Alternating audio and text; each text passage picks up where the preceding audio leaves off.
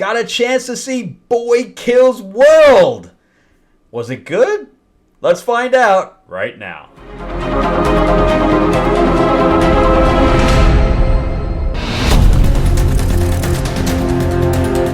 Alright, welcome back to the channel, everyone. Thank you so much for joining me as we talk about movies and comic books and TV shows. I am your host, Frank Zank. I'm an award-winning screenwriter, novelist, and comic book writer, as well as a working line producer for film and television.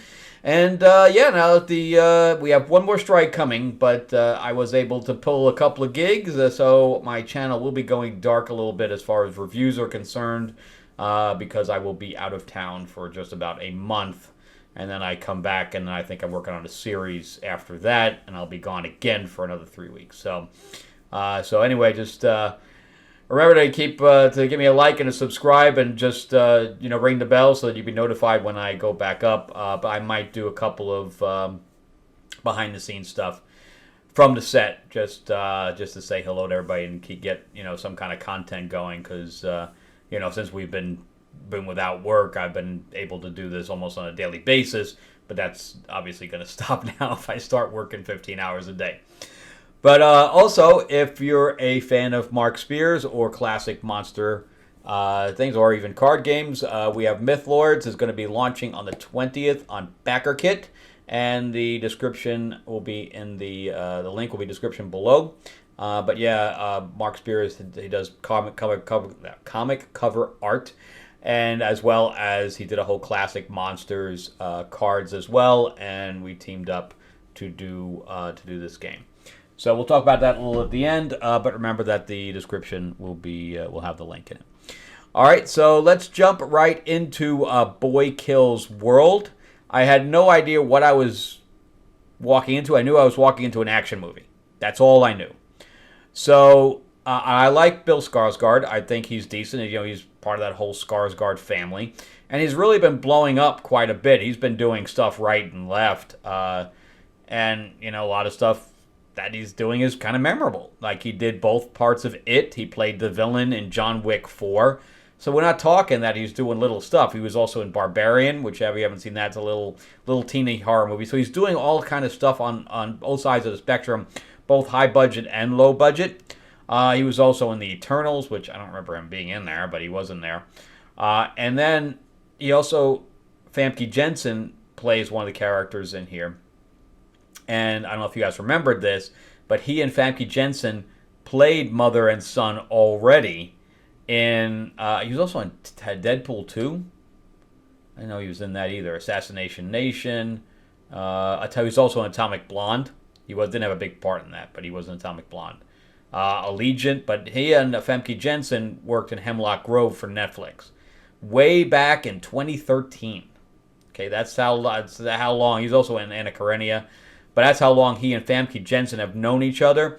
So I think what happened was that this movie came up, and either one of them was hired first, and one of them said, why don't you hire either Famke Janssen, or if Famke Janssen was hired first, why don't you call Bill Skarsgård, see if he'll do it. The budget on this was not big, but not small. And considering it only made like $500,000, it had no marketing whatsoever. I mean, nothing. No marketing.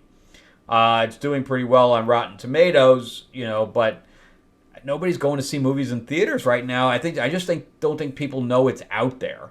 And $25 million budget is going to be tough to get back. I mean, they need, even with no marketing, they're going to need $50-60 million to break even. I don't see that happening. Not with this small start. And the same thing just happened with Cavill, with the Ministry of Ungendered Warfare, where I think that was a $60 million budget or something like that, and there's no way they're making that back. And even, what's the other one with, I just reviewed, Challengers with Zendaya. $50 million budget. There's no way that's making its money back. So I don't know what's going on here with all these, complete money losses, unless they just plan on just throwing it to the theater to get some reviews, which, a lot of people do that. A lot of the companies will do that. They'll throw things into the movie theaters just to get reviews and things like that. So when it comes out for the streaming channels, they'll have a little bit of a bidding war going on, based on the reviews. So that may be the case, but why not market it? I mean, the fight scenes in here are amazing. We as Monkey Man is doing very well right now. I think it's up to like 60 million or something to that effect. It's doing better here than internationally, which I found very strange. But Jessica Roth is also in here, which I have not seen since Happy Death Day. She's been working. I just really nothing's really stood out that she's done since Happy Death Day.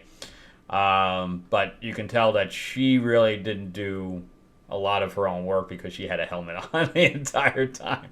And I like that the helmet visor had things, she was speaking through it. I thought that was kind of cool. I don't know how you would do that. Maybe you would whisper something and it would come up on the thing. I don't know how the technology would work. And, of course somebody was typing it, but, or it was preloaded, but, or on top of that was CGI. I don't really know one way or another. And I really wish that they tried to make an iconic costume, but they gave him ripped off half shorts that were calf high. They should have given him something a little bit better, like boots and stuff like that, and a little more superhero-y. So if you did do a figure out of, it would be collectible. But I like the red jacket, but that's about the extent of the costume that I like. Of course, I think he's also playing the Crow upcoming, and I'm not going to see that. It looks like junk. But it was also great to see Michelle Dockery again. I haven't seen her since Downton Abbey, the Downton Abbey movie. So it's great that she popped up again. I love her. I think she's great. I think she's an amazing talent, and she just doesn't get enough work as far as I'm concerned. And Andrew Kochi. I didn't even realize it was him. I saw the pictures today and stuff like that when I was getting the stills to put up over here, and I saw the character, but I just did not realize that was Andrew Koji. And of course, Andrew Koji is from Warrior, who and from Snake Eyes, the movie Snake Eyes. I love this guy. I think he is great. He has a British accent through this thing. He doesn't do a whole lot of fighting because I think he has some kind of an injury. But he is fantastic. I would love to see him in more and more stuff. The entire cast is very good. The acting is good. The kids are even good. There's a little girl in here named Quinn Copeland. She just knocks it out the park, man. I mean, she is cute as a button. Her acting is good. I mean, there is nothing you can say negative about that little girl. Sometimes, when you have, actors that are younger or that don't have a lot of experience, sometimes their acting is not in this case. Not in this case at all. I think both her and the little boy, Cameron Covretti, who plays the younger version of him, does a good job. And then, of course, you have the shaman he's a good guy / bad guy. They're all bad guys. Everybody's a bad guy. I'm just telling you. Because there is a couple of twists and turns in here. And of course, there's a traditional action movie where they could have killed him 100 times over and didn't. There was also this cool thing that had a brass knuckles and had a gun on it. And he had bullets. So he had a clip of bullets on this little glove thing. So he would punch somebody, he would basically click the button, and it would shoot the bullet into the person's face or whatever, which I thought was really cool.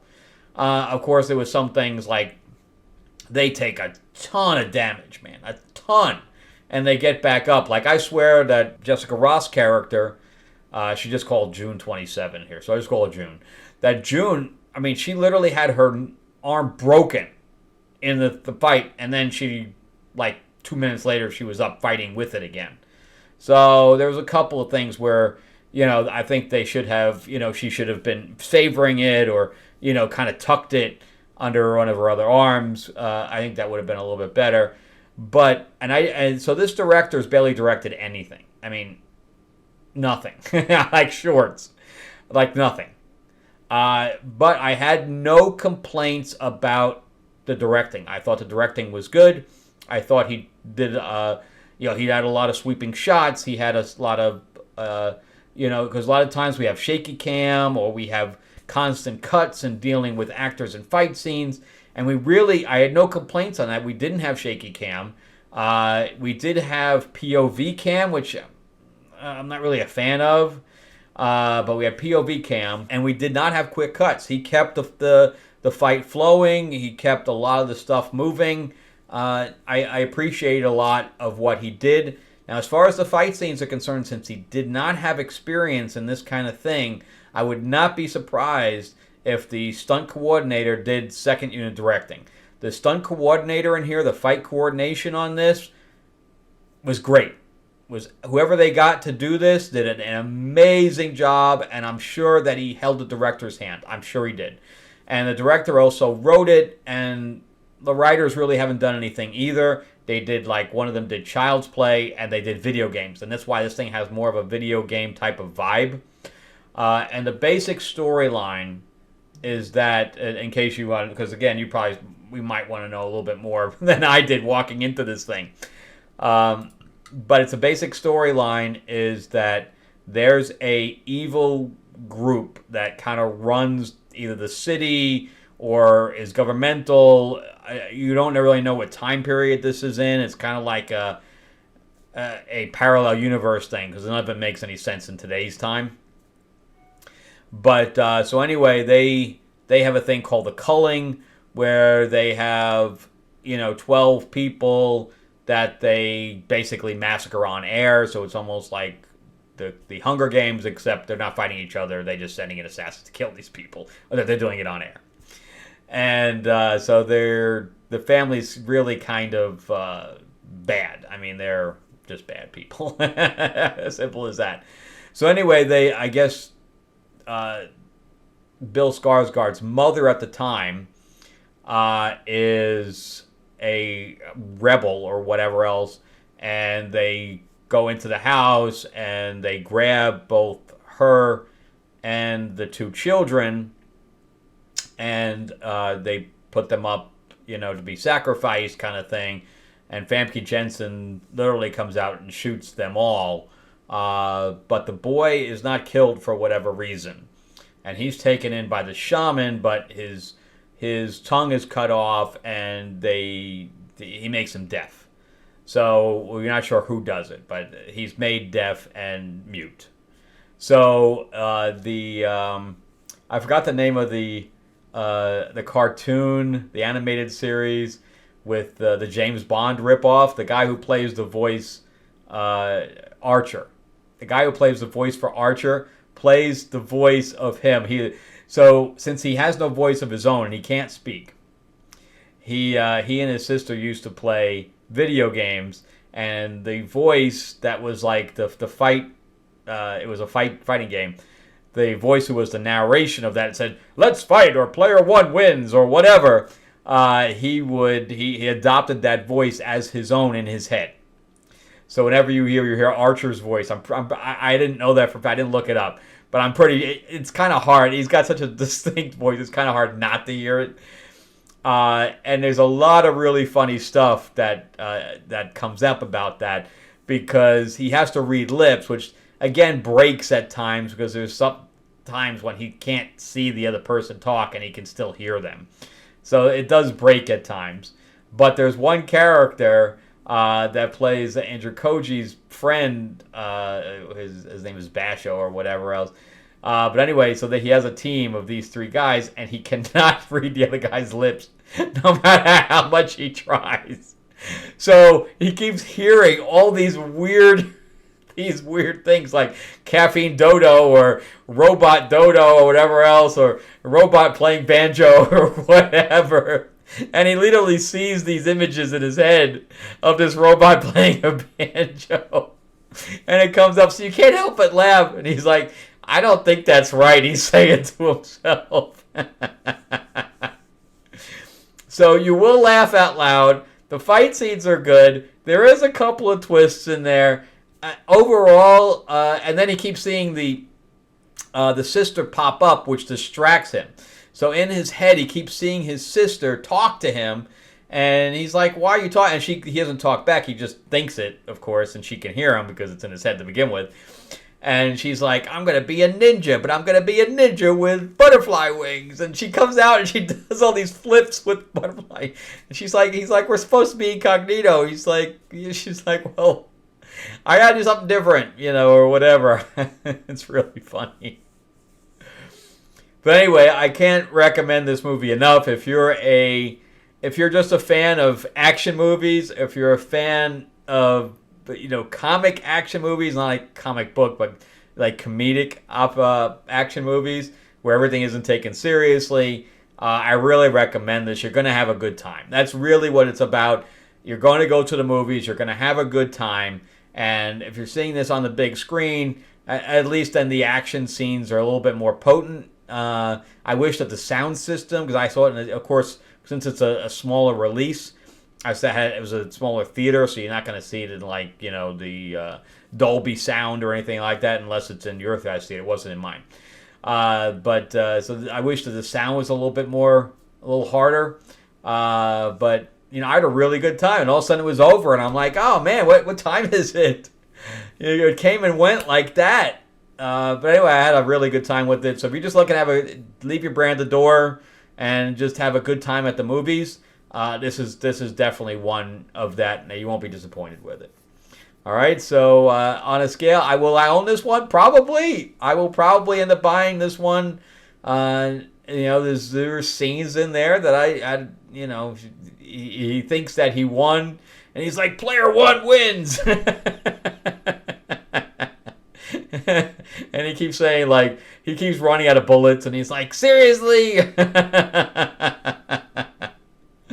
Anyway, well, it was lots of fun. I really enjoyed it. So that's really two good action movies back to back because, again, the Guy Ritchie film I liked. I know there are people that are saying, it's because, generally warfare, since it was based on true story, it's kind of hard to take that not seriously. But come on, man. Give it a break. Give it a break. So between this and that one, I can't recommend both of them. They're enough. They're both good. You should both go see both of them, especially if you're going to go see Civil War. These are better than Civil War as far as I'm concerned. All right, so if I'm gonna do it, I'm more at like a 7.5, 7.8. It's not great. It's not like an 8 or 9 movie. It's just a good time, So that's it for me. So remember to give me that like and that subscribe. And remember to ring that bell, ding ding. It really helps me grow the channel out. And remember that I'm going to be gone for a little bit, so you're not going to see me do reviews and all this. So I'm trying to do a bunch of reviews right now, right before I leave. And remember, if you want to check out Myth Lords, we are launching that on the 20th on BackerKit. The description has the link below. And we're even doing a Dark Oz expansion, so you're going to be able to play as Dorothy or the Wicked Witch, and you're also going to have Scarecrow and Tin Man, etc. in there, as well as all the witches from all the Northeast South. And then with this one, you'll be able to play as Dracula, Frankenstein, Wolfman, Creature from the Black Lagoon, Creature from the Deep is what we're calling it, etc. So it's lots of fun, and the artwork is really good, etc. So remember, on the 20th, but get notified from the link below, because the first 36 hours, if you pledge during that time, you get an exclusive card you won't be able to get anywhere else. All right, thanks again, guys, and I will see you on the next one. Check out some of my other videos. Oh, yeah, it's over here. And I'll see you again soon.